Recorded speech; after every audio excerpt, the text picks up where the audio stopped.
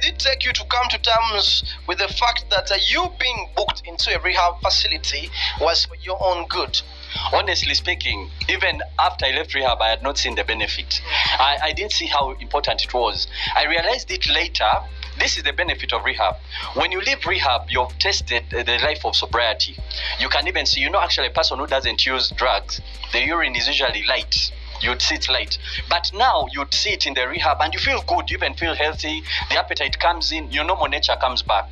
So when you go back, it becomes it feels like guilt. You have, people who use drugs, they have dry, yes, dry hands, dry lips, the eyes, yes. Okay.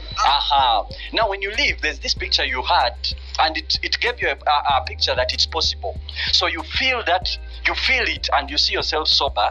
That thing can't leave your mind. So this time when you relapse, each time you keep remembering that picture, that image of yours.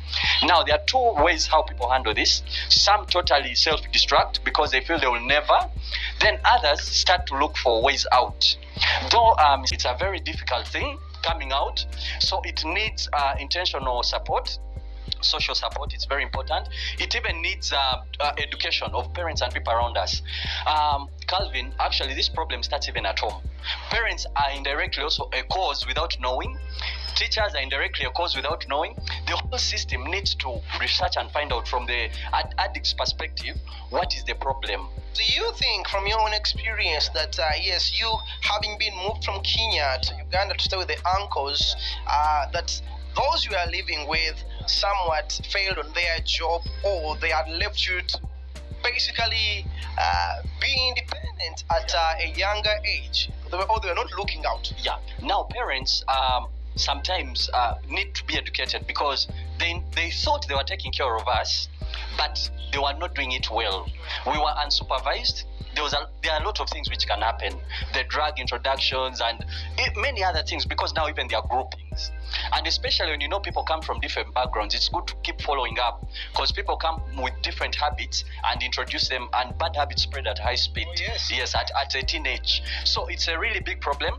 Supervision is important, but parents now are delegating supervision to people who are actually even part of the problem, because sometimes I would be left with the driver and the house girls, and they think these people are helping me actually, yet they're making it worse.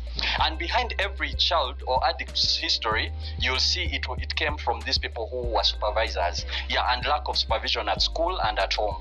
As we conclude part one of this interview, what do you think parents need to do for their kids, and also what advice do you have for the young teenagers and the youths out there who are watching? Now, parents need to bring back this connection. In our generation, there's a big disconnection. There's a gap, a generational gap.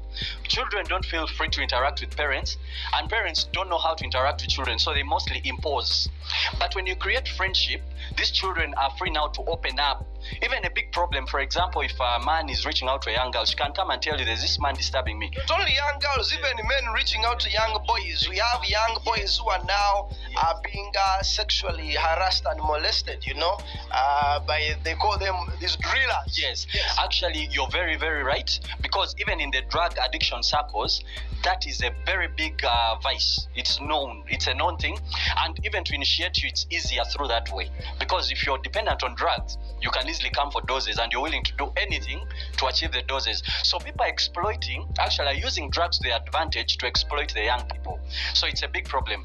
Now, for the teenagers and the youth, I would advise you, first of all, watch out the company you keep. Secondly, put your trust in God, because also God is a good foundation, and he's the best way to keep yourself strong. Then also seek for positive friends and support. Talk out. Don't keep quiet. Out there, don't keep quiet. And also, let's stop stigma. When someone comes out, don't demonize it, because these are challenges in every family. I believe there's even a problem. Let's open up and let's come together and come to solve this problem. As we wrap up, how does a young person boost their esteem and knowing when to say no to certain things? Because we have had cases where you have company of people who smoke. Yes. But then you're like, no, that's not my thing. Yeah. You're in company of people who use all sorts of drugs, and you're like, no, you can do your things, but that's not my lifestyle, right? So how do you build that? Low self-esteem comes when you don't know your identity. So you must first define who you are. But let me just tell you, for you, you are actually a very important person. And from God's perspective, you're created in His image. So you're a person with even a purpose and a destiny. So you're not on earth for no reason. There is something about you. You have to find that special thing about you. So once you find out that thing, you will not allow anything to destroy it, because now you know your value. But the most important thing you should know is that you're very valuable, and you do not need to kill your destiny because of these small things. These things will destroy. Temporary fun will destroy your permanent future. That's my message. Thank you so much for coming around, James. Now, James will be here for part 2 tomorrow, so you can be sure to follow part 2 of his story, and that will be tomorrow. Okay, so be sure to catch it either on UBC TV or on Magic 1 TV.